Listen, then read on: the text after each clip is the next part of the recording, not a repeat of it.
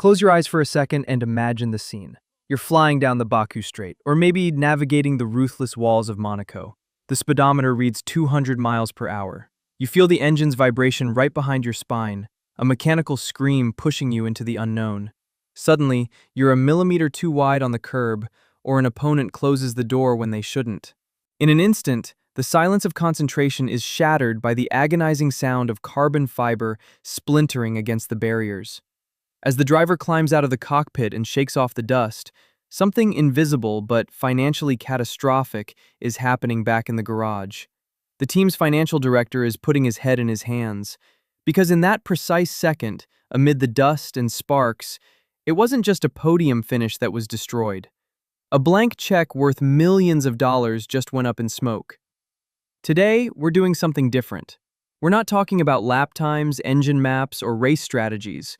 We're stepping into the most exclusive, high-tech, and terrifyingly expensive spare parts warehouse on the planet. We're going to break down, piece by piece, exactly how much it costs to repair a Formula One car in 2026. And I'm warning you, the figures you're about to hear will make you watch every single overtake with a whole new level of anxiety. Welcome to the mechanics bill of Formula One.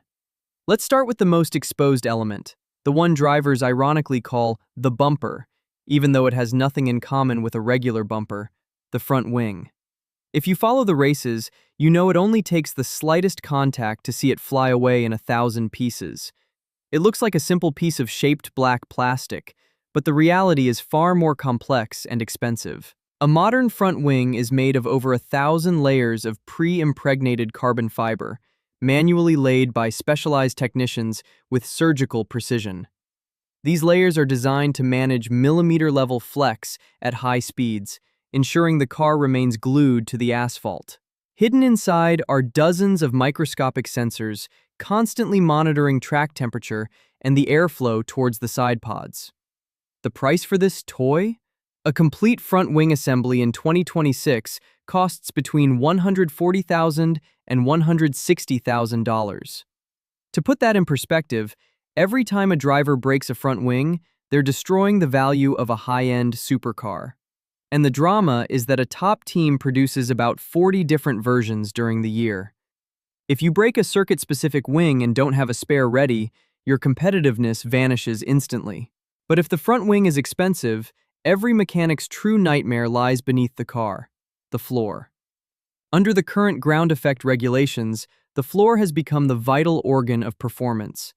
It's not just a flat plate, it's an incredibly intricate system of venturi channels that literally suck the car to the ground, creating a low-pressure area that allows for insane cornering speeds. Repairing a floor damaged by an aggressive curb or a trip through the gravel costs around $150,000. But the money isn't the only problem here. The floor is a massive component, difficult to transport, and even harder to produce. It takes about 6 weeks of continuous work in an autoclave to build one from scratch. This means if a team destroys both updated floors during Friday practice, they'll have to race on Sunday with an older version of the car, losing maybe half a second per lap. This is where financial damage becomes a sporting suicide. Let's level up. Let's talk about the gearbox. In a 2026 F1 car, the gearbox is a masterpiece of extreme miniaturization. It has to withstand massive torque from the new hybrid system and change gears in less than 30 milliseconds without ever interrupting traction. A complete gearbox, with its carbon or titanium casing and all the internals machined from solid blocks, costs between $350,000 and $450,000. It's one of the most protected parts, but in side impacts, it's the first to give way. And remember, the regulations impose a limited number of gearboxes per season. If you break one in a crash, not only do you pay for the part, but you face a grid penalty that ruins your next race too. It's the perfect definition of adding insult to injury. Now for the main event, the king of costs, the power unit. In 2026, with the electric power jump to 350 kilowatts, engines have become rotating space labs. We have the V6 thermal engine, the turbo, the high-density battery, and the powerful MGUK electric motor. The estimated value of a complete power unit is around $18 million. Obviously, a team doesn't pay this much for every single engine if they build it in-house, but that is the technological value. A crash that cracks the engine block or sets the battery pack on fire is a financial disaster. Think of the crashes where the car is engulfed in flames. In those few seconds, millions of dollars of research and development turn into a pile of toxic ash. There is one part, however, that is priceless, because it protects the only thing that truly matters: the driver's life. I'm talking about the survival cell, or the chassis. It's the carbon tub where the driver sits, designed to withstand impacts that would pulverize any road car. If the chassis is compromised and cannot be safely repaired, the team has to switch to the spare. The cost of that operation? Around $700,000. That's not even counting the superhuman effort from the mechanics who have to rebuild the entire car around the new chassis in a single night. Often, these men work 20 hours straight under immense psychological pressure, knowing that a single poorly tightened bolt could mean another retirement, or worse, another accident. And then there are the small things that go unnoticed but cost a fortune. The steering wheel, which is essentially a laptop with an LED display and dozens of dials, costs $50,000. The halo system, that titanium structure above the driver's head, about $15,000. Even a set of magnesium wheel rims can cost $10,000. Not to mention the onboard cameras. If you smash one in a close encounter, that's another $20,000 leaving the team's bank account. Basically, every square inch of a Formula One car is worth more than solid gold.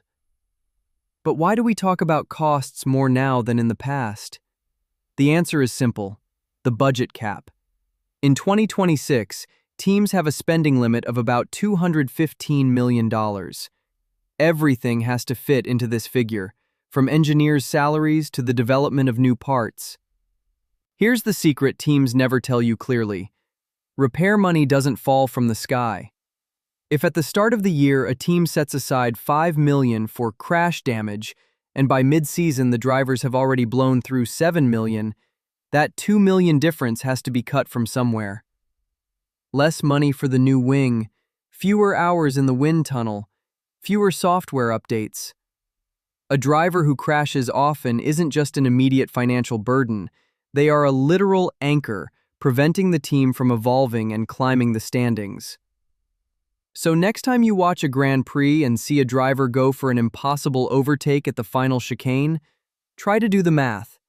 They aren't just risking their position, they are gambling their team's development budget for the coming months.